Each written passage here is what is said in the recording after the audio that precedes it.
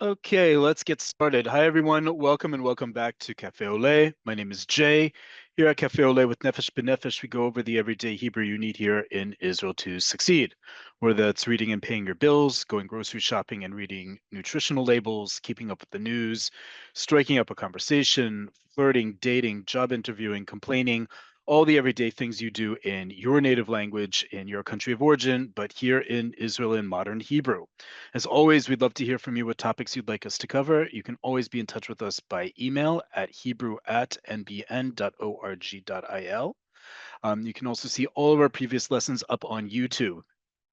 Just go to youtube.com, type in Cafe Oleh. The first result should be a link to our playlist. We have over 50 previous lessons there, 26,000 views. You can not only watch all of our previous classes on demand and get our vocabulary spreadsheets there, you can also leave us a message there. If you're joining us live on Zoom, you can also write to us in the chat with any questions, comments, concerns, or requests you may have. And we leave the Q&A reserved only for questions related to this class we're about to start. With that, let's get started as more people will sign in as we get started. So last week we started our spring session with a important, somewhat complicated for some students, somewhat remedial or review for others. That's fine. That's great. Our focus here at Cafe Oleh is everyday Hebrew. So for some of the topics are going to be review, some of them are not, which is why most of our classes are very topic-based, such as today. Because today we're going to talk about the next holiday coming up, which is only days away, both here and around the world in Jewish communities. But as always, we're going to focus on how holidays are celebrated here. And as we always talk about at this time of year, with any Jewish holiday that's celebrated in the state of Israel, we need to make a distinction between how we celebrate holidays abroad and how we celebrate holidays in Israel for a couple reasons. One, modern Hebrew. Modern Hebrew has its own grammar, its own functionality, its own way it works. That is oftentimes different than the Hebrew we grew up in using in our own communities, whether we're coming from North America or Western Europe or around the Mediterranean, anywhere in the world, it may be different. And that's not a judgment, it's just different. Modern Hebrew has its own rules with regards to, for example, phonology, the variety of sounds that are present and not present in the language. We have our own way that we pronounce words. We talk about that a lot, and we have previous lessons about how modern Hebrew came to be and what compromises and what means it brought together various different Jewish communities who spoke Hebrew differently did. Okay. And that also reflects different traditions. If you're coming like myself, as you can hear from my accent, from a North American audience, where the vast majority of Jews come from Central and Eastern European backgrounds, that may be different than coming to Israel, where the vast majority of Jews are coming from Mediterranean and Middle Eastern backgrounds. That is going to be a much bigger situation in a month from now when we're talking about one of the biggest holidays in the Jewish calendar and also in Israel and how that manifests. This holiday is no different, at the very least, what I just said about pronunciation. Let's get into it. Our next big holiday. The next big holiday, it shouldn't be a surprise to anyone, is Purim. Listen to how I say this holiday, and we're going to look at it and some vocabulary that goes with it. But first off, let's talk about pronunciation as I just gave that introduction. Okay, the name of this holiday is Purim. Whether you pronounce the letter Resh as I do, or as a Resh, or as a Resh, it's Purim. The emphasis in modern Hebrew, the default emphasis on modern Hebrew is always on the last syllable. There are notable exceptions. We've had several classes about this, but this is a big one. Okay, this is not a judgment.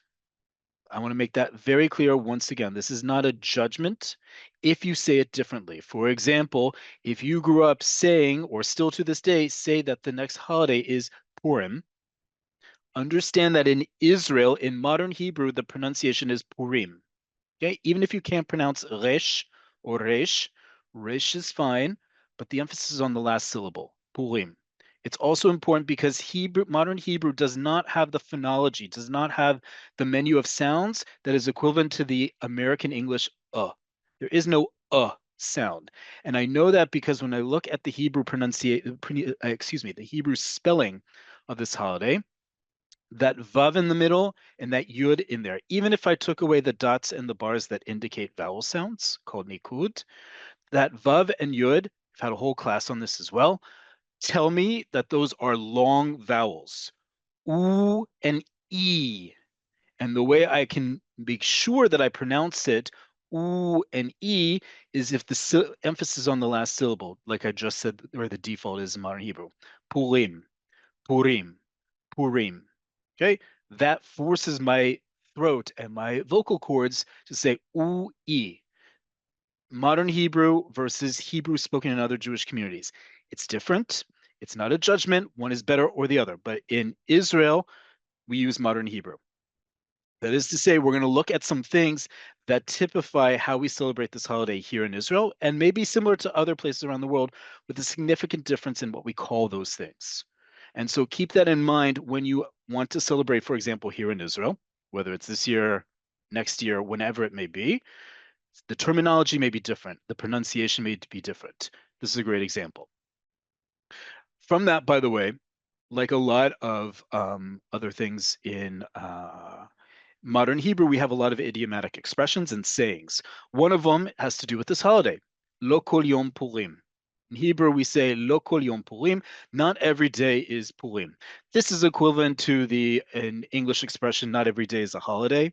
It's the same idea. Not every day is a big event or a big festive occasion or a big happy holiday.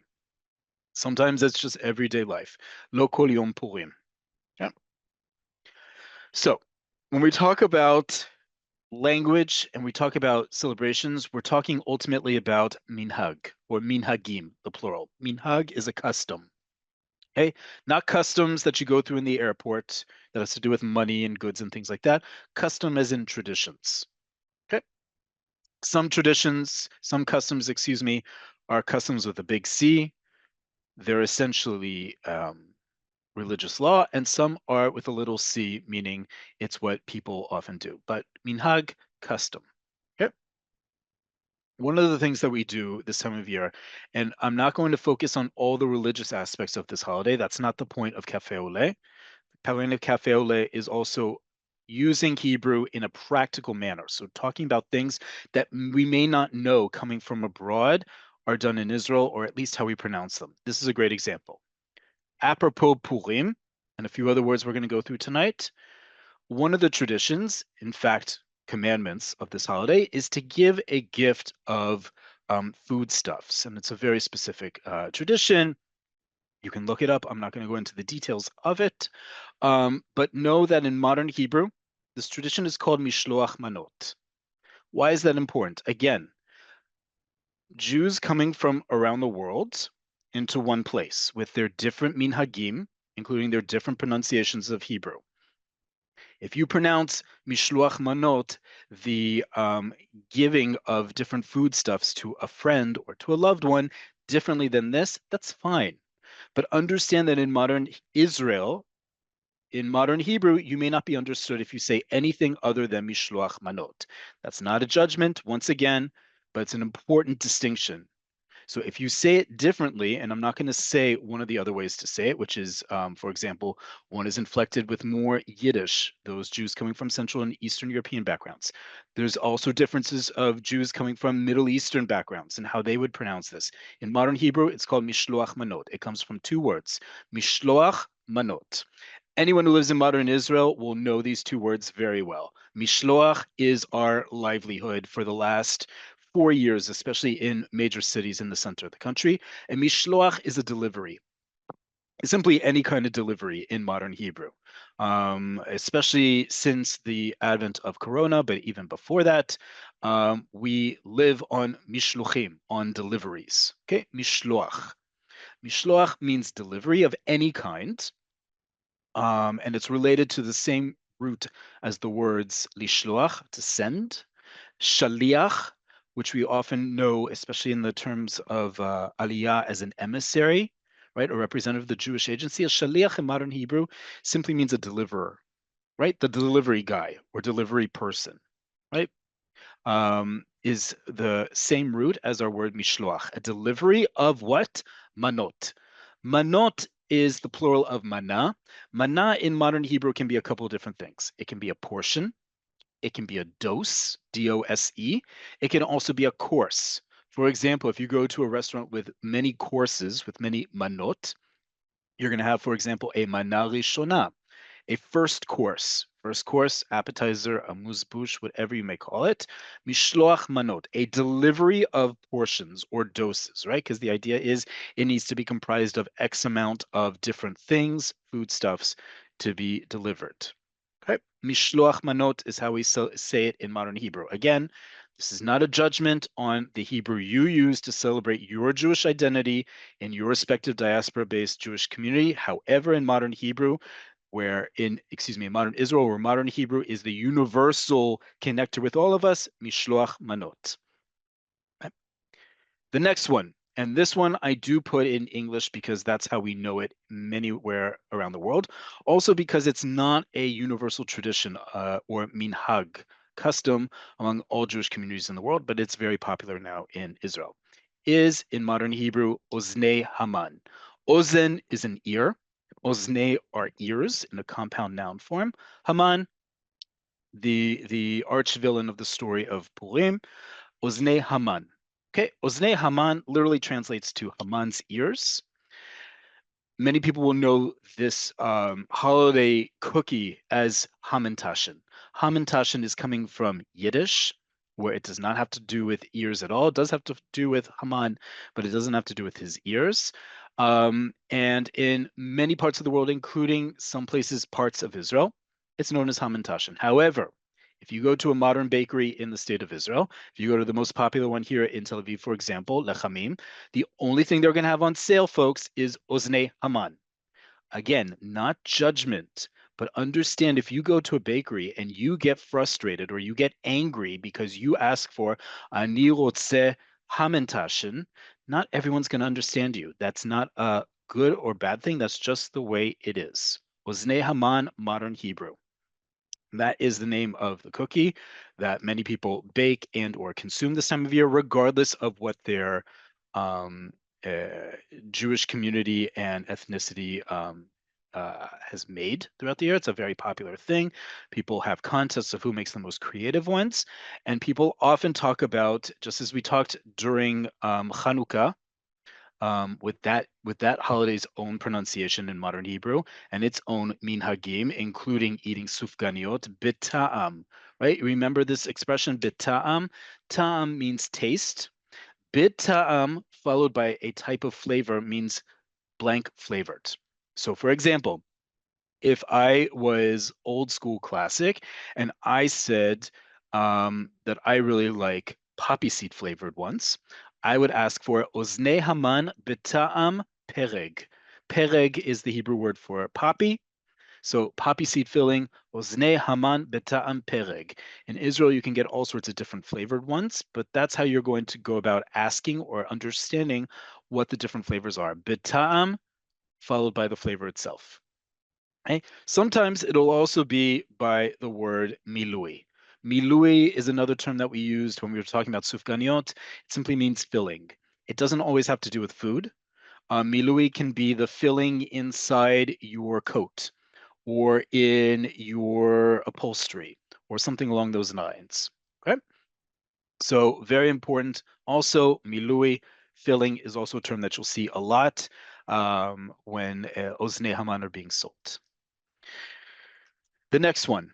The next one is equally a term that, while many Jewish communities around the world have a custom that when you read from Megillat Esther, the scroll of Esther, the story at the center of this holiday, that when you get to the name of the archvillain Haman, you're supposed to make a lot of noise to blot out his name, right?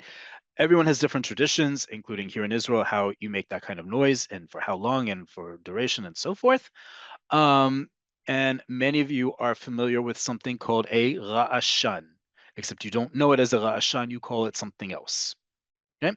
In modern Hebrew, the thing that you hold in your hand that whirls around and makes a lot of noise is called a ra'ashan. A noisemaker for some, in Yiddish, grogger, but again, unless you're celebrating among Jews who speak Yiddish or understand Yiddish, it is understood in modern Hebrew as a ra'ashan.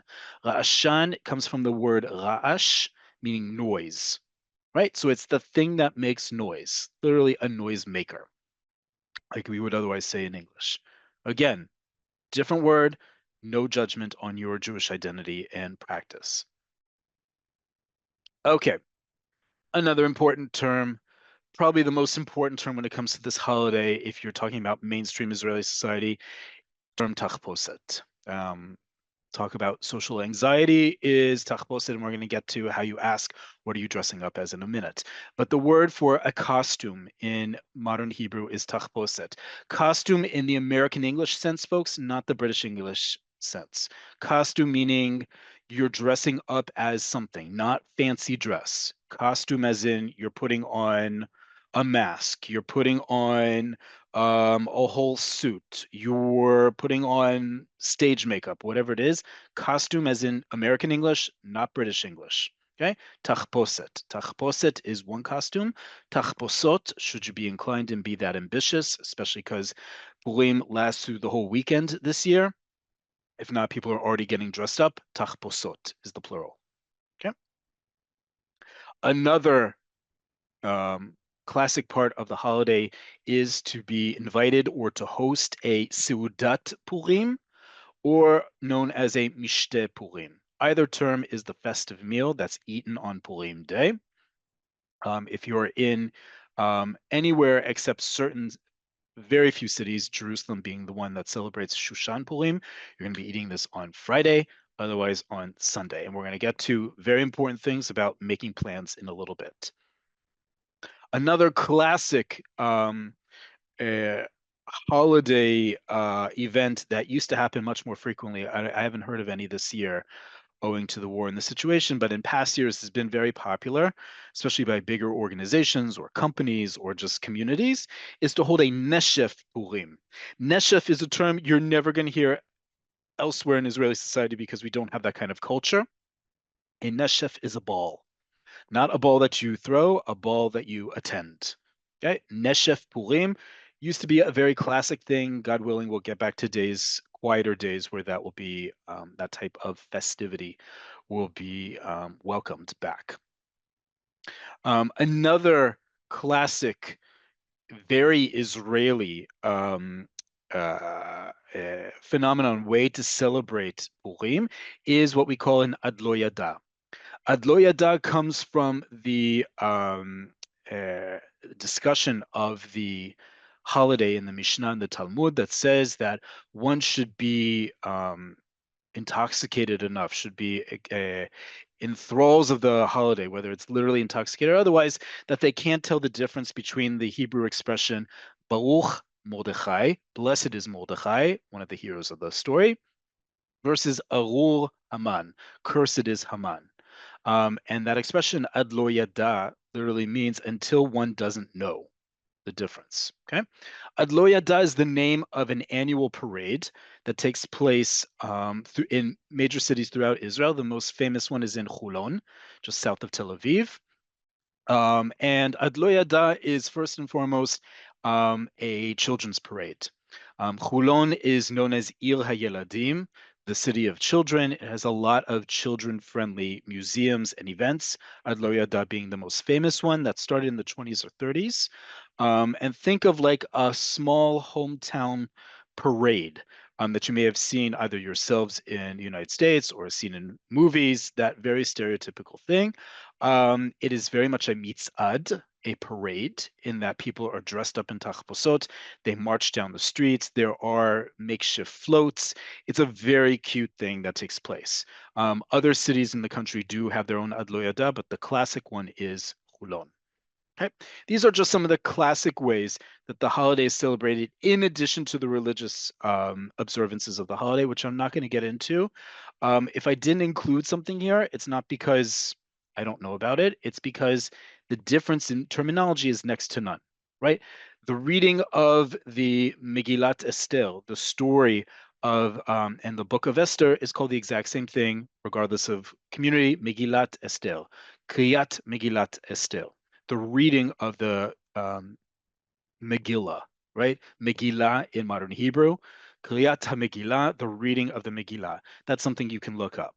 Some of these other things you can't look up. That's another important contribution that we try to bring through Cafe Oleh are things you can't look up, and thus Israeli life hacks that we wouldn't otherwise know. Which gets to our next point. We've covered this in the past, and we're going to continue to cover this in the past because what makes the difference in becoming an Israeli citizen is not just speaking the language, it's also making plans, plans with each other, plans with neighbors, plans with colleagues, and especially being able to make plans in Hebrew, both inviting and being invited. And how do we do that? So here are some very classic ones we've gone over, both Purim specific, but also general, and you can change these as you want. First off, Purim. The classic question this time of year, depending on whom you're asking, is it a male or female? Lema or lemi ata mitchapes? You would say to a male. Lema or lemi at mitchapeset to a female. Lema ata mitchapes is the classic way to ask this. What are you dressing up as? What is ma, as in a question word? Me is who, W-H-O. So either way, I need to ask, you can ask either way, right? Who are you dressing up as? Or what are you dressing up as? Lema ata mitchapes. Who are you dressing up as? You, masculine, singular. Or lemi ata mitchapes. Who are you dressing up as? Male, singular. Okay? Female, mitchapeset. And the way you're going to answer it, it's not just important to ask questions, it's also to be able to answer questions. Ani mitchapes le is how you answer as a male. Ani mitchapeset le as a female. Okay? I'm dressing up as. The verb lehitchapes means to dress up in a costume. We're that specific in Hebrew, as we've talked about many times. We have a verb, one word that means to dress in costume or to dress up. Not to dress up as to get fancy, as in a costume. Okay. Ani mitchapes, ani mitchapeset le. It's followed by the preposition le, followed by whatever it is that you're dressing up as this year, if at all. Let's say you want to make larger plans, right? Because Purim is a great time to make plans, as I already mentioned, socially, for this holiday, for Shabbat that comes right after, for any time of the year, a great reminder. So let's look at some classic ways to make plans. And if we have time, I'm going to show you a classic clip from Israeli TV, and of course, answer your questions at the top of the hour, along with Wednesday's class, Cafe Oleh Conversations, and next week's classes. First off, want to meet up for coffee, a drink, or meal. Okay. Again, social cues are always important. How do we make plans? Also, how do we make and keep friends or people that you just haven't seen in a while? Tirtze or tirtzi, depending on gender. Lehipagesh, lekafeh, ledrink, laorcha. You're going to pick one of these things. First off, tirtze or tirtzi, depending on gender. Tirtze to a male. Excuse me, tirtzi to a female. Would you want? Okay, lehipagesh. Lehipagesh means to meet up. It's the casual way of talking about meeting someone, to meet up, rather than to meet in a formal setting, to meet up in a casual setting. Le café for coffee, le drink for a drink, meaning an alcoholic drink, la arucha for a meal. Okay, this is one way to ask someone, do you want to meet up? Matai panui or matai pnuya. Okay, again, depending on gender, when are you free or available? Panui means free or available, usually referring to someone. Okay, so matai panui, masculine, matai pnuya, feminine. If you're going to reply to someone in the affirmative, Ken esmach, I'd love to. For example, tirtze lipagesh lekafeh. If someone asks you, would you like to meet for coffee? You can answer, Ken esmach. Lematai chashaft or lematai chashavta. Ken means yes, and esmach we've talked about before. Esmach is one of the nicest ways to say yes. It literally means I would be happy to, or I would love to. Okay, like we would say in English. Esmach is a very nice way to not always have to say ken. Just the other day, for example, when I was getting takeout and they asked me, "Ata rotze sakum? Do you want disposable cutlery?" And instead of saying ken, yes, I said esmach. I would love that. Right? Just nicer, just like in English. It has a different feeling to it. Ken, esmach. Yes, I would love to. Lematai chashavta. I can fill in all sorts of things, but a great way to keep the conversation going is when were you thinking?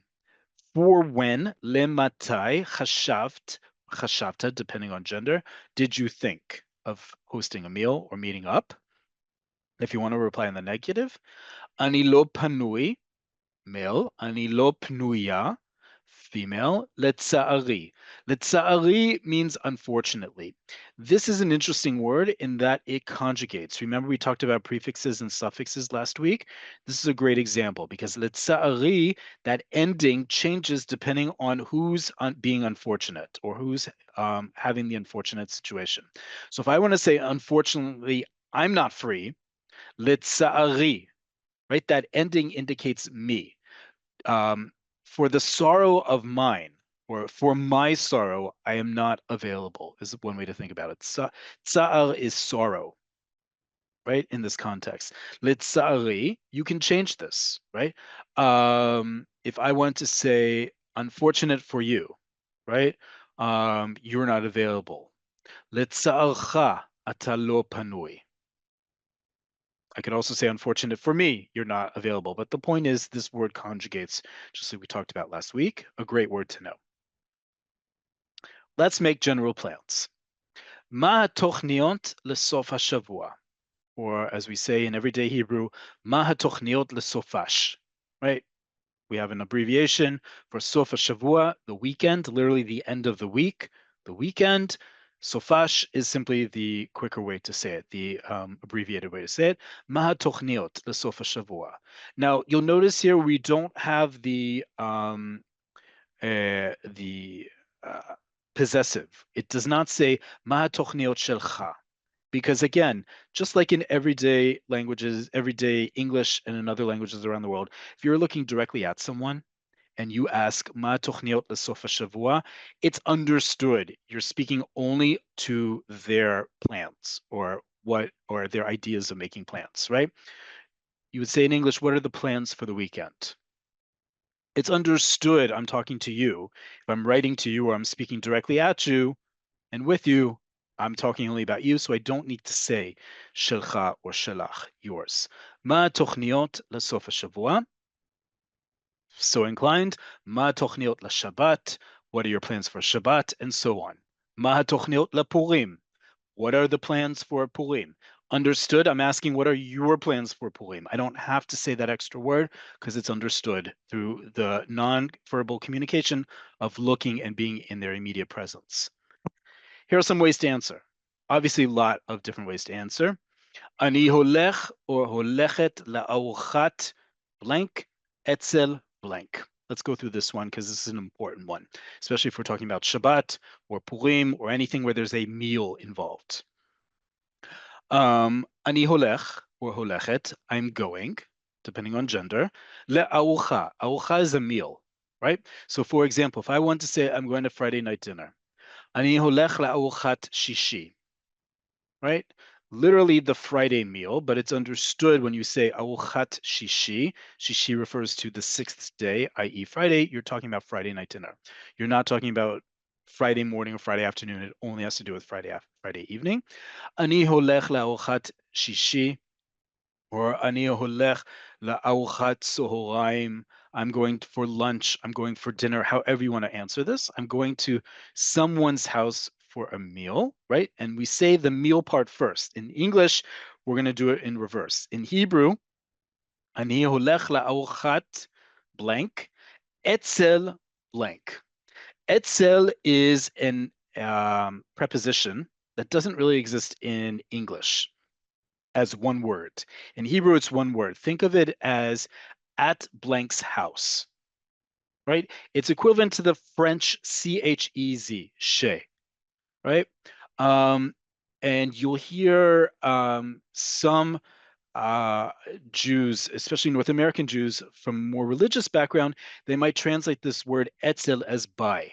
So you may have heard someone say, I'm I'm eating by so and so's house, or I'm going to Shabbat dinner by so and so's house. Etzel can mean by, it's really at blank's house. It can also mean other different forms. In this context, it really means at someone's house. So if I want to say, I'm going to Friday night dinner at a friend's house. אני הולך לארוחת שישי אצל חברים. Simple as that. I didn't get into details. I'm just explaining I'm going to Friday night dinner at someone's house. In English, truly say the reverse. I'm going to a friend's house for a Friday dinner, right? In Hebrew, it makes more sense the reverse. What if I'm not going somewhere, but I'm hosting? אני מארח, male, אני מארחת, female, ב. אני מארח בשישי בערב. I'm hosting Friday evening. אני מארח בפורים. I'm hosting on Purim, right? לארח means to host, H-O-S-T. אני הולך, הולכת ל. I'm going somewhere. When we use the verb holech, remember it means we're going a short distance, meaning that we're walking or we're staying within our city. Okay? Versus the next word, which also gets translated often as going, but it really means traveling. אני נוסע, נוסעת ל. If you're going away somewhere, especially if you're going by car, by train, by plane, אני נוסע, נוסעת, a longer distance than just walking. Okay? Another answer, אני פוגש או פוגשת חברים עם חברים ב. I'm meeting friends for coffee. I'm meeting friends for coffee on Friday. אני פוגש עם חברים בשישי. I'm meeting with friends on Friday. Okay, is another great answer. And another answer, because let's be honest here, folks, we're trying to make plans, we're trying to be social. It's also important to be a little bit self-aware here. אין לי תוכניות כרגע. I don't have plans at the moment. That's how you say this. אין לי תוכניות. You can just simply say, I don't have any plans. Or אין לי תוכניות כרגע. I don't have any plans at the moment. Okay. Let's look at some other vocabulary that's important in looking here. תרצה or תרצי להצטרף לארוחה. Would you like to join a meal?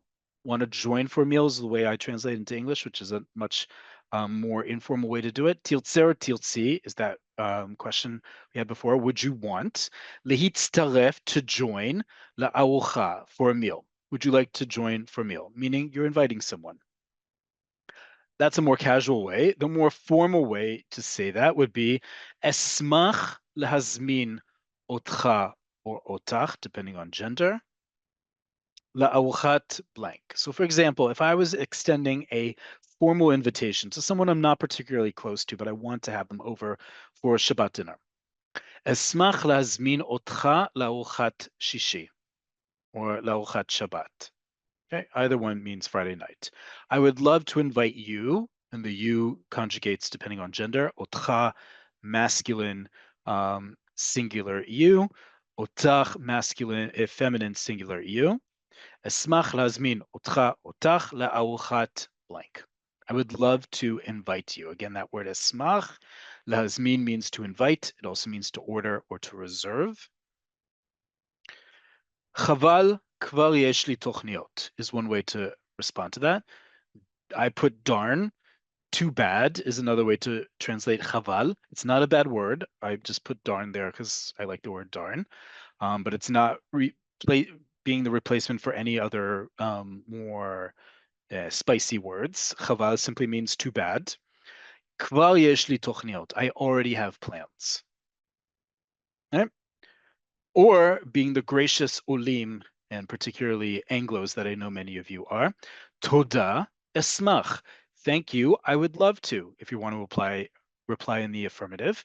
Thank you, I would love to. Ma efshar lehavi, because I know you were all raised right and you have very good manners, that the moment you are invited somewhere and you accept, you immediately ask, Ma efshar lehavi, what may I bring? Okay, First off, because that is the polite thing to do, regardless of what country you're in. And also, ma, what efshar is possible, lehavi, to bring. Okay, this is a very polite way and a very easy way to ask, what may I bring? Because efshar lehavi. Efshar is always followed by the infinitive. You don't need to conjugate verbs. Once you use efshar, it's a very easy way to get away from conjugation even for a little bit. Plus, again, it's just very polite. And then if you're planning to bring something, you'd like to know who else is coming, you have some other words. Mi od mitztaref, who else is joining? Excuse me. Kama anachnu sachakol, how many of us are there? And then matai lahagia, when, literally when to arrive. What time should I arrive? Okay. Purim, being a very social, joyous, outgoing, gregarious holiday, affords us a review of some very important basic manners and etiquette of how to invite and be invited to events, to meals, to coffee, whatever it may be. This is a great template that we're going to use on Wednesday to practice making plans, both with each other and sharing what plans we're making for Purim. So that's number one, a preview for Wednesday's class, and you are all invited. Whether you've joined us in the past or not, we welcome all levels, beginner to advanced, and in the middle, to come and practice together based on your current proficiency level, using these questions as the template for that. Okay, I'm going to take a few questions, and then if we have some time, I'm going to show you a quick, it's actually not such a quick skit, from a classic one for Purim on Israeli TV, but I want to see what questions we have first. And then towards the top of the hour, whether or not we're able to watch it, I'm going to tell you about next week's class in addition to a reminder for Wednesday's class. So let's just look quickly at the Q&A, if I can see it. There it is.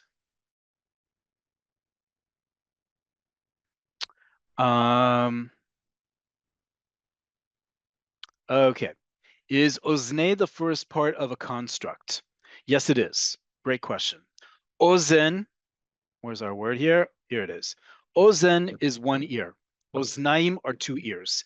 Ayim at the end of words almost always indicates the plural, excuse me, the dual of something, meaning a pair of something. In that case, oznaim, two ears. Ozen, um, being one, if I want to say Haman's ears, because we don't just eat one, because it's a cookie, let's be honest here, and we don't just eat two, even though they come in a pair on your head, we eat multiple ones, and they're called Ozne Haman. That A at the end of the first word is showing that it's part of a the construct case, meaning a compound word. Don't think of it any more complicated than a compound word. Just like we have in English, doghouse, schoolhouse, same thing in Hebrew. We have many, many constructs in Hebrew. We have close to as many as we do original words, because you can make them out of just about anything. In this case, part of your body, an archvillain in Jewish history. Ozne Haman, to talk about a pastry, a cookie. Okay, so Ozne Haman, the ears of Haman, right, is another way to think about it without using the word shel, of. Ozne Haman makes it understood these two words are connected in meaning. How do I just ask for one Ozne Haman, Ozen Haman, right? Just one is Ozen Haman, but let's be honest, it's a cookie.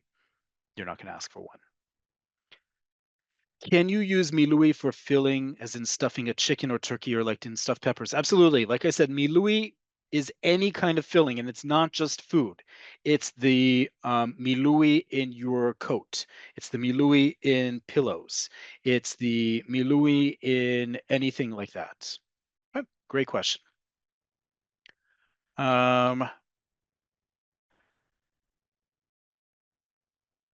Is the word milui related to miluim? Yes, it is. Milui means filling, to fill something up. Miluim are the reserve units in the military, in any military, right?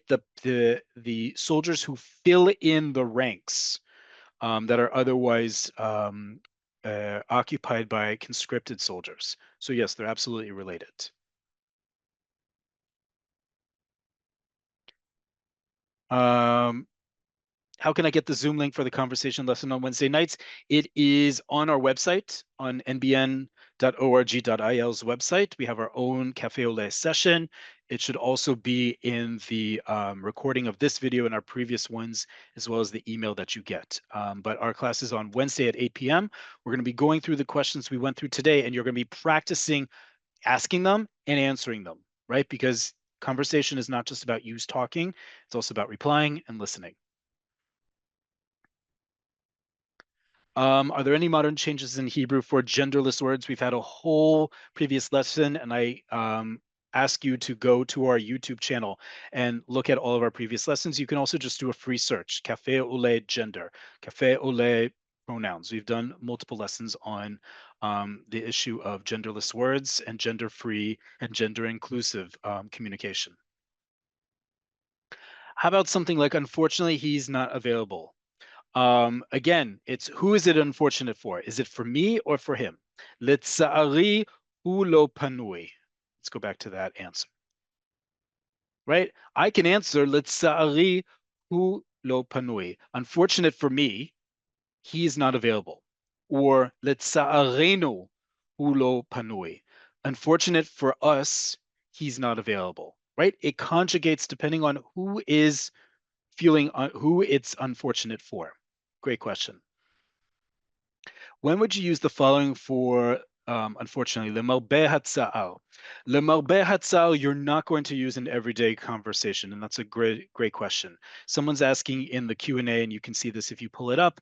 When would you use the following for, or unfortunately, למרבה הצער? That is really only used in very extreme circumstances, like I am, למרבה comes from the same root as הרבה, a lot, many. And tsar is, again, sorrow. So למרבה הצער, you're really emphasizing that it's really bad, I can't show up. למרבה הצער, אני לא פנוי. That's really over the top. And it sounds a little forced. You're really going to reserve it for actual situations you're really upset, like, God forbid, the passing away of someone, or someone's sick, or you've gotten bad news. Right? Great question. Do you always use the plural tochniot, plans, when asking about plans? As in, would it be correct to ask, ma tochniot lesofash? 100%. What are the plans for the weekend? I know that in English, and other people would say, what is the plan for the weekend? It's very much it's for sure circumstantial, and you can say ma tochnit lesofash. You can use the individual, but chances are, just like in English, you're going to hear people say, "What are your plans?" Ma tochniot. Just like in Hebrew, you're going to say the same thing. Ma tochniot, the plural plans. I don't see what I hear in tochniot, no vav, so it would be tochniot. Nope, it's tochniot. Tochniot is spelled just like the word, for example, kol. Kol is not spelled with a vav, but you learn to pronounce it like kol. Same thing with tochniot. Tochniot is how you pronounce it. Right? Is there a special phrase for going to or hosting Shabbat lunch? Nope. Shabbat b'tzoraim. Aochat tzoraim b'Shabbat. Right? That's another way you could simply say it. Aochat tzoraim, lunch, b'Shabbat, on Shabbat. There's no idiomatic expression. Do you know if shops will be open on Friday in Jerusalem? We're going to talk about specifically Purim this year in just a second, but thank you for reminding me that. Why do we switch the order in sentence structure sometimes when talking Hebrew opposed to English sentence structure? Well, first off, Hebrew is a totally different family than English, right? And we've talked about this before. We have a whole lesson about sentence structure. We've done several times, in fact, as well as the history of it. But very quickly, English is Indo-European, Hebrew is Afroasiatic, and then within that, it's the Semitic branch. Biblical Hebrew has the form verb, subject, object. In modern Hebrew, it's subject, verb, object. Why?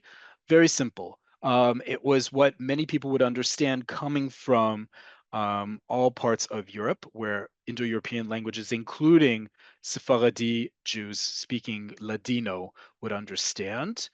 Hebrew has a certain amount of flexibility in terms of word order and structure in a sentence. And it's often about what you need to emphasize comes in the order. So the sooner the word comes in means that's the focus that the speaker wants you to understand it as. Okay. It does fluctuate, but just know in modern Hebrew, we do focus a lot and we do use mainly subject, verb, object as the word order.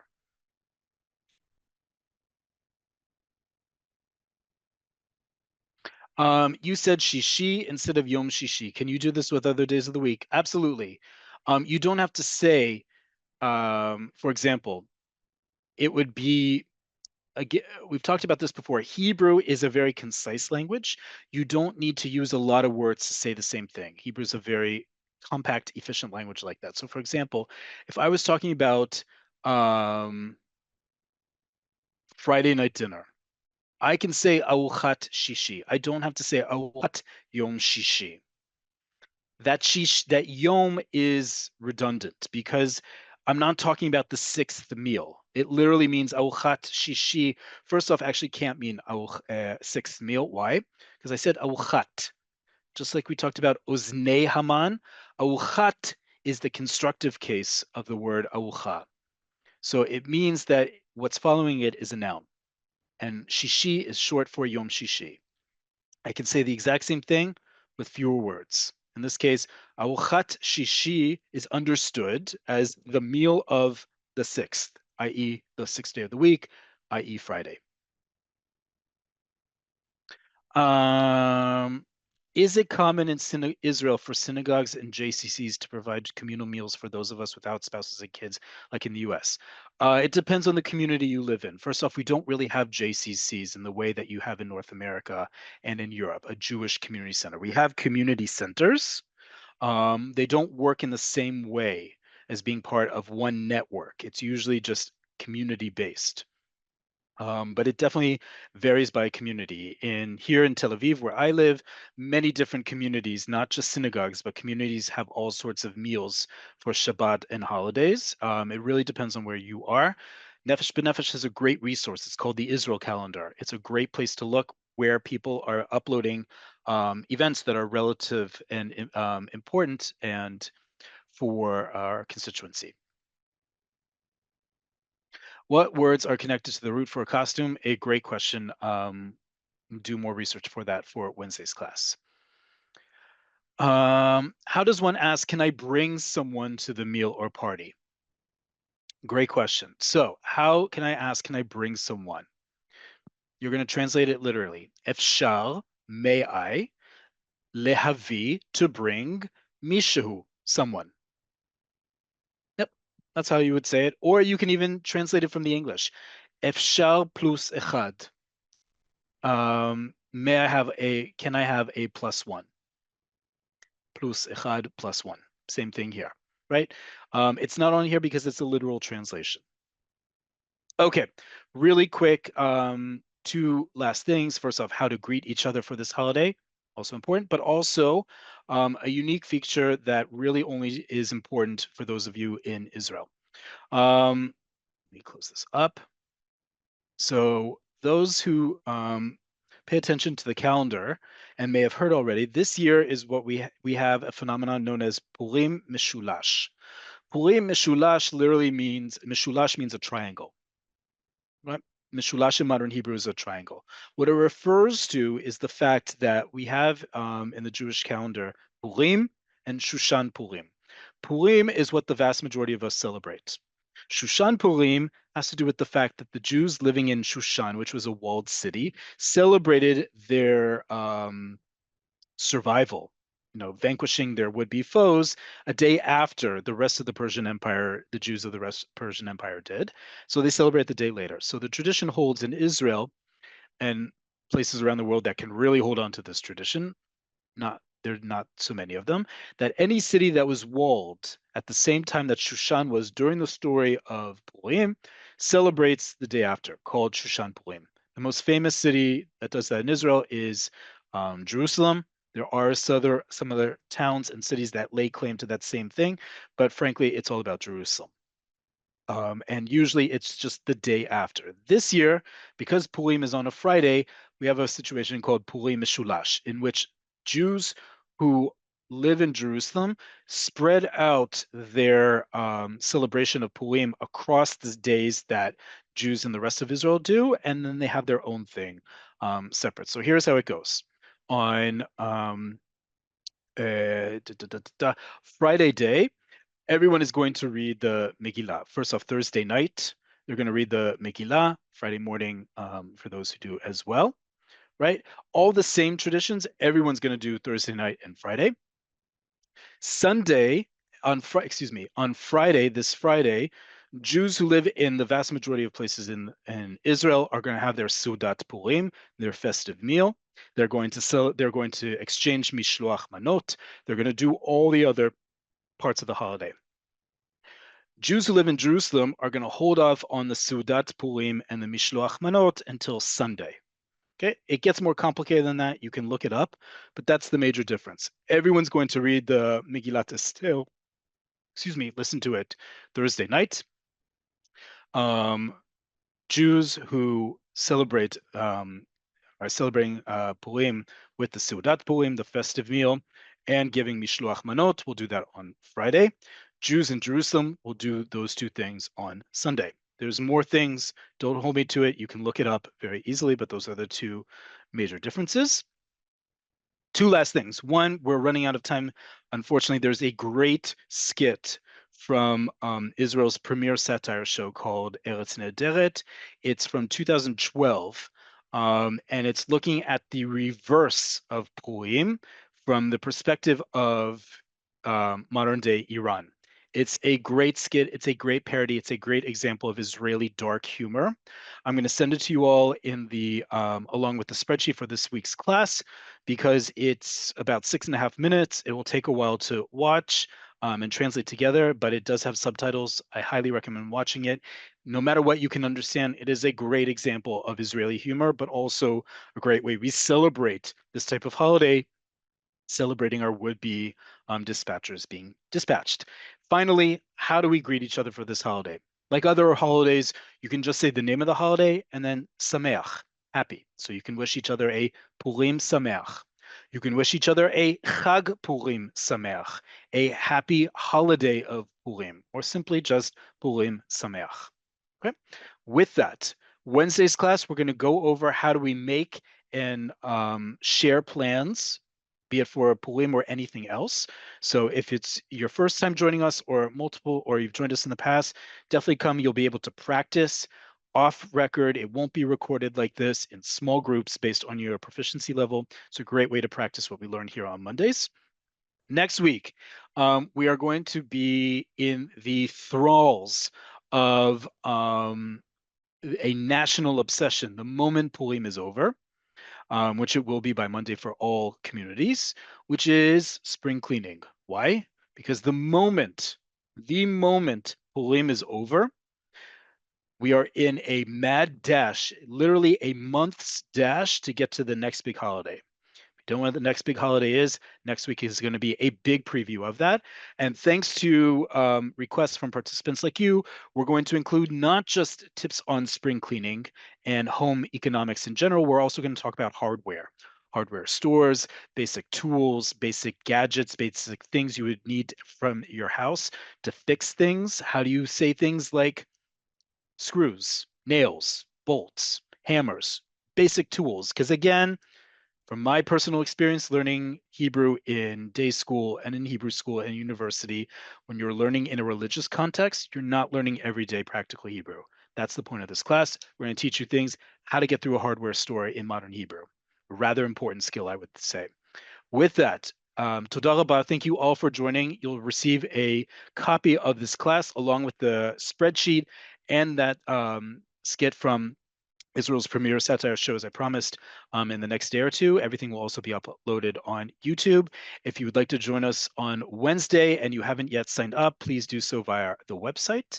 And whether I see you on Wednesday or next Monday, Toda Rabah, thank you all for joining, and lehitrot. See you all very soon.